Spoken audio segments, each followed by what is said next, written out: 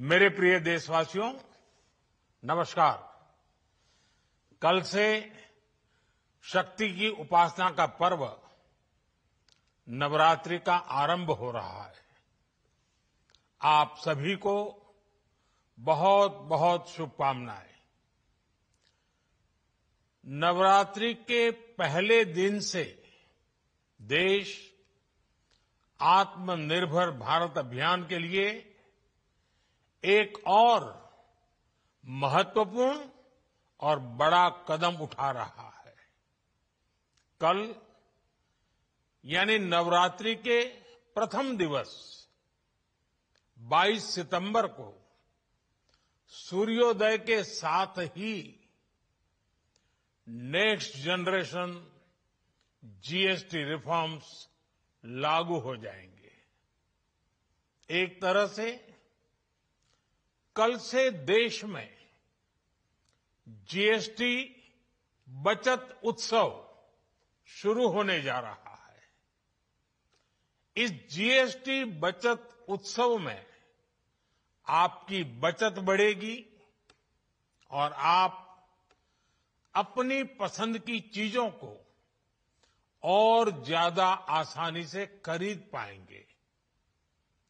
हमारे देश के गरीब, मध्यम वर्गीय लोग, न्यू मिडिल क्लास, युवा, किसान, महिलाएं, दुकानदार, व्यापारी, उद्यमी सभी को ये बचत उत्सव का बहुत फायदा होगा। यानी त्योहारों के इस मौसम में सबका मुंह मीठा होगा। देश के हर परिवार की खुशियां बढ़ेगी।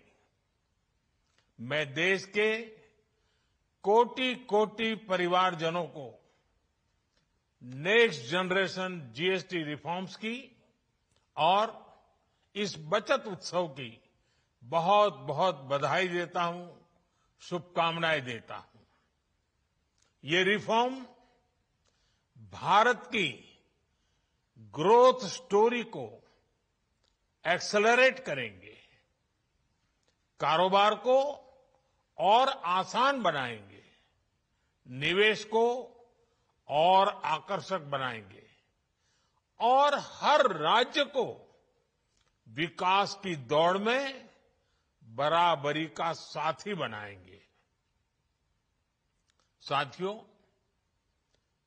जब साल 2017 में भारत ने जीएसटी रिफॉर्म की तरफ कदम बढ़ाया था, तो एक पुराना इतिहास बदलने की और एक नया इतिहास रचने की शुरुआत हुई थी। दशकों तक हमारे देश की जनता, आप सभी लोग, देश के व्यापारी अलग अलग टैक्स के जाल में उलझे हुए थे। Octroi, entry tax, sale tax, excise, VAT, service tax, न जाने भांति भांति के दर्जनों टैक्स हमारे देश में थे। एक शहर से दूसरे शहर माल भेजना हो तो न जाने कितने चेकपोस्ट पार करने होते थे, कितने ही फॉर्म भरने पड़ते थे, कितनी सारी रुकावटें थी। हर जगह टैक्स के अलग अलग नियम थे। मुझे याद है जब 2014 में देश ने मुझे प्रधानमंत्री पद का दायित्व सौंपा था, तब उसी शुरुआत के दौर में एक विदेशी अखबार में एक दिलचस्प उदाहरण छपा था। उसमें एक कंपनी की मुश्किलों का जिक्र था। उस कंपनी ने कहा था कि अगर उसे बेंगलुरु से 570 किलोमीटर दूर हैदराबाद अपना सामान भेजना हो तो वो इतना कठिन था कि उन्होंने सोचा और उन्होंने कहा कि वो पसंद करती थी कंपनी कि पहले अपना सामान बेंगलुरु से यूरोप भेजें और फिर वही सामान यूरोप से हैदराबाद भेजें। साथियों, टैक्स और टोल के जंजाल की वजह से ये तब के हालात थे। और मैं आपको सिर्फ एक पुराना उदाहरण याद दिला रहा हूं। तब ऐसी लाखों कंपनियों को, लाखों करोड़ों देशवासियों को अलग अलग तरह के टैक्स के जाल की वजह से हर रोज परेशानी होती थी। सामान को एक शहर से दूसरे शहर पहुंचने के बीच जो खर्च बढ़ता था, वो भी गरीब को उठाना पड़ता था। आप जैसे ग्राहकों से वसूला जाता था। साथियों, देश को इस स्थिति से निकालना बहुत जरूरी था।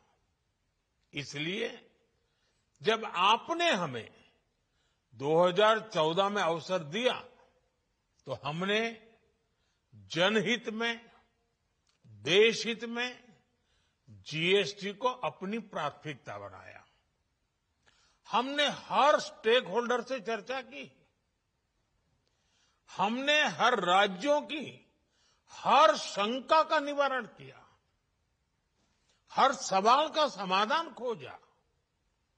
सभी राज्यों को, सबको साथ लेकर आजाद भारत का इतना बड़ा टैक्स रिफॉर्म संभव हो पाया। ये केंद्र और राज्यों के प्रयासों का नतीजा था कि देश दर्जनों टैक्सों के जाल से मुक्त हुआ और पूरे देश के लिए एक जैसी व्यवस्था बनी। वन नेशन वन टैक्स का सपना साकार हुआ। साथियों, रिफॉर्म एक अनवरत चलने वाली प्रक्रिया होती है।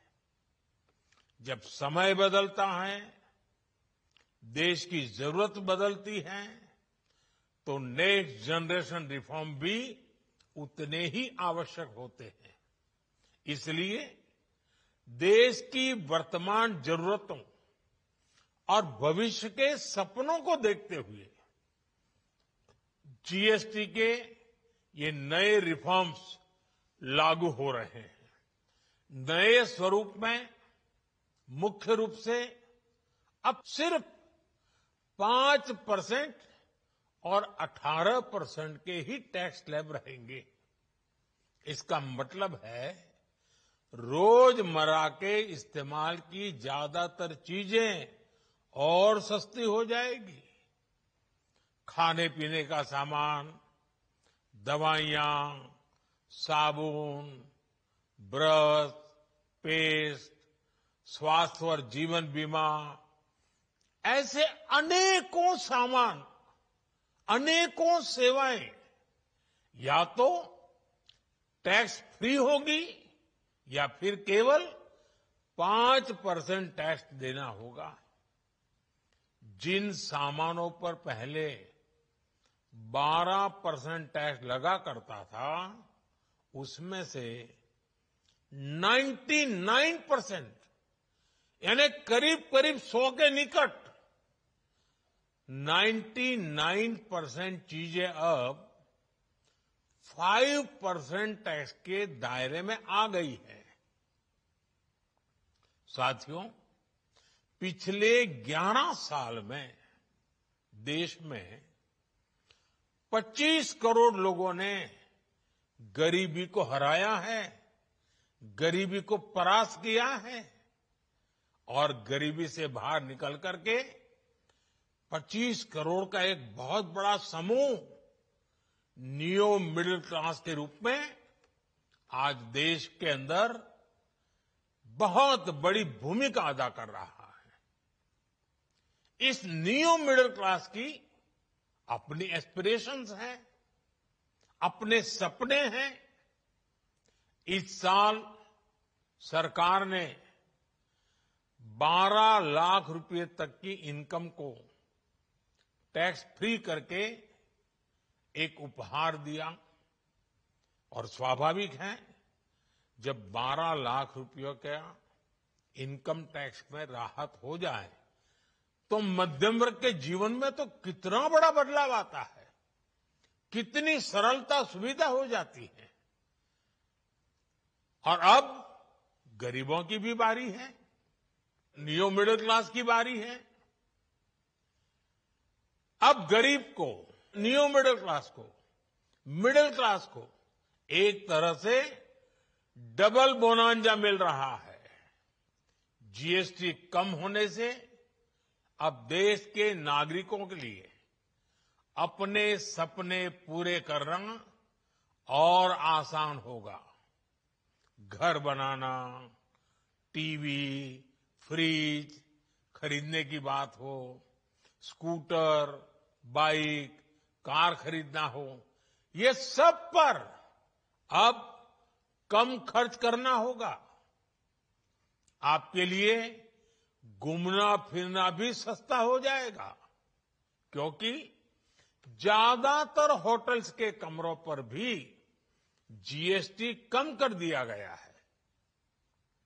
वैसे साथियों, मुझे इस बात की खुशी है कि दुकानदार भाई बहन भी जीएसटी रिफॉर्म को लेकर बहुत उत्साह में हैं।